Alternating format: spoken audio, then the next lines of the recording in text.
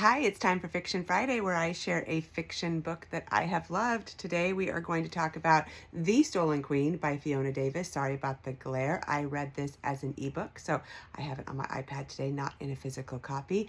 I loved this book. This was historical fiction, part mystery.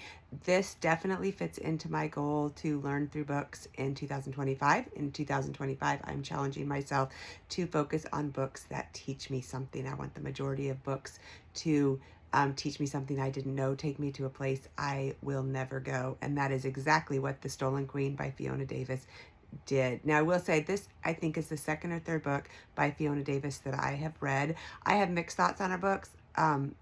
One I didn't like, one was fine. This one I really enjoyed. So this is set in 1936 Egypt, where Charlotte is an archaeologist working with a team, and that is a time when it was not common for women to be archaeologists. And then it goes forward to 1978 New York, where 19-year-old Annie's life will be changed. And this involves art and Egypt and archaeology and the Metropolitan Art Museum and the Met Gala, kind of what it was like in 1978. So this really does combine archaeology, it combines art, it combines the history of the Met Gala, it combines fashion. There's a lot of fashion that's weaved into this story, and I just loved it. I loved it because it just taught me so much I didn't know.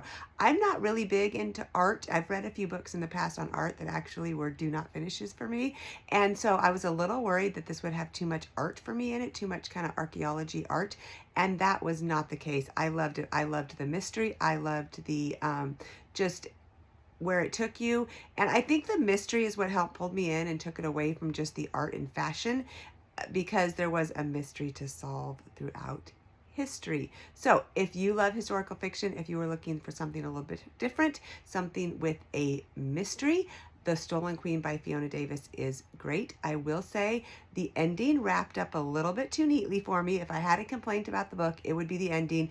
It just kind of wrapped up a little bit too neatly, too perfectly.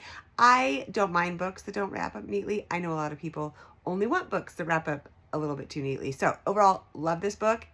The ending, not quite my favorite, but it was still well worth reading. The Stolen Queen by Fiona Davis.